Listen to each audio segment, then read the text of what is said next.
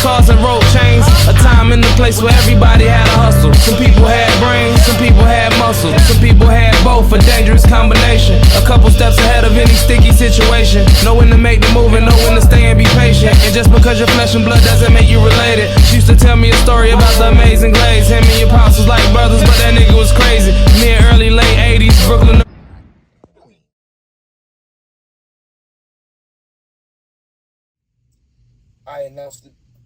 I announced the upcoming interview with Glaze, and the streets is buzzing. Not only is the streets buzzing, a couple of people responded in the comments on the video, and right now I'm gonna say it's 50-50. 50-50 saying, yo, fuck that nigga, we don't want to hear from that nigga. The other 50% saying, let's get that interview. It's more to it than the fact that he told. Me being me, I want to do the interview because he got some history I need to know. You understand what I'm saying? But at the same time, I understand and respect other people's feelings and other people's opinion. You know what I'm saying? But a lot of people want to hear more about the history than the fact that they get told. You know what I'm saying? But we going to get into all that. You know what I'm saying? I let them know the streets want to hear your story. The streets want to hear your story, son. Like that. I let him know that. Hey, good day, good day, good day. Peace and blessing, y'all. This is the real Brian Glaze Gibbs. And guess what? I got something special coming real soon. I'm sitting down with the Big Fruitquan Podcast for one of the realest interviews I have ever done. We're talking real street history, Brooklyn, East New York, choices I made, people I hurt, and how I turned my life completely around. This ain't no gossip. This ain't no clout chasing. This is real life pain, growth, and redemption. So if you ever been through something, if you ever lost somebody, if you ever had to look in the mirror and ask yourself, was it worth it? Then this one is for you. All right? So subscribe now. Turn on your notification. Glaze on Fruitquan, Brian Glaze Gibbs, real talk from the street. So once again, like I said right now, folks, listen, it's nothing to candy coat. A lot of folks talking about, you know what, they get mad because they feel I be slandering people. Keep this in mind. Some of the people that you may know or you think you may know. So if I say something about them, it's not slander if it's fact. It's not slander if it's the truth. You wasn't there. So a lot of times people like to jump to the guns and they like to get upset. Oh, well, you capping or you. Nah, I don't have no reason to cap.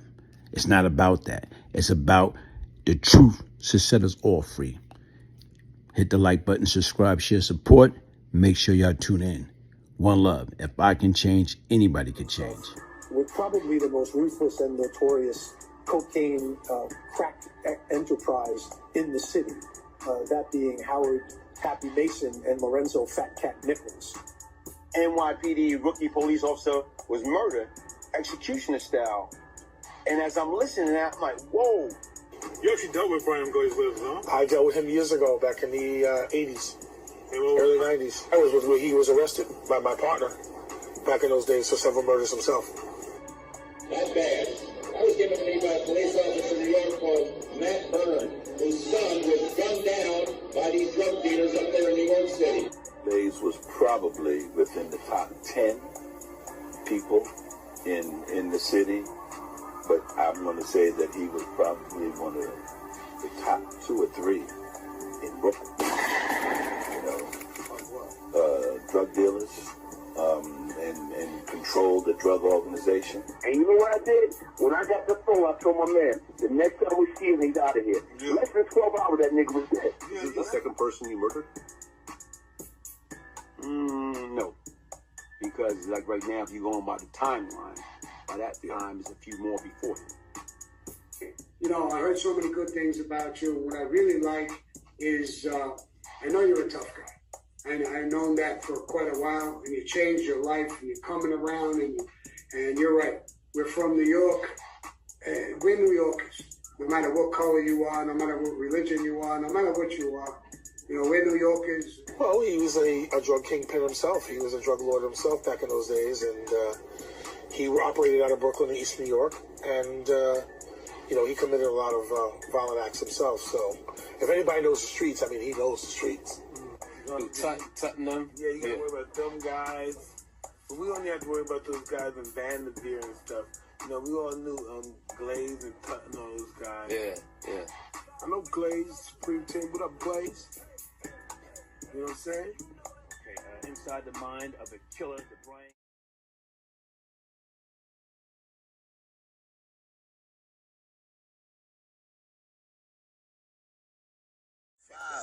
Fever from South Philly with a Glaze story for you, man.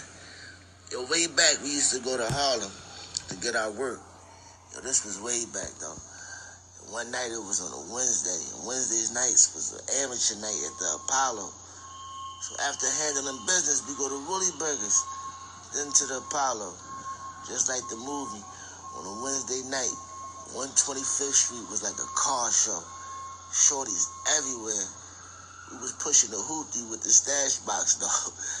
We just parked on the back side of 126 behind the Apollo. We was just sitting in the car smoking chocolate tie. We always caught from 152nd. Mad shorties everywhere, yo. The shit got cold. Windows was cracked. But we heard shit get quiet. We heard a girl say, "Yo, that's that Brooklyn killer Glaze." Everyone started to scatter. Then we see two little motherfuckers, about 4 or 5, walking in front of us. I didn't know then.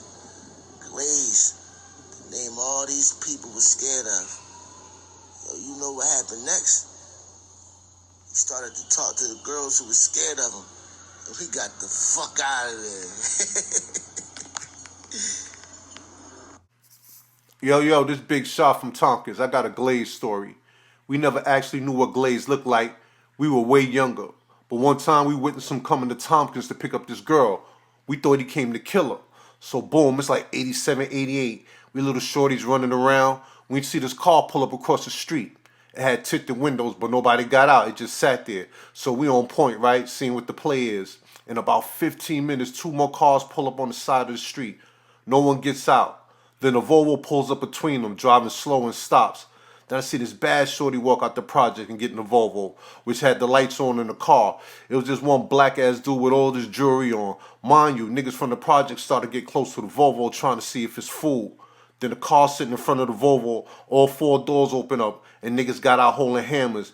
And this real short one had the ooh out. We was like, wow. I see the black face laughing, and all 3 cars pulled off. It was like, all that just to pick up some chick? I hate to see them niggas when they on demon time. Just got my copy of Beyond Lucky by Brian Glaze Gibbs. Thank you so much for sending me my personalized autographed copy. I've had the pleasure of knowing you for a long time, so I'm really excited to get to know some of your stories and what made you you and how this redemption came about. I know you're a changed man, and I'm looking forward to seeing the whole process of how it happened. Thank you.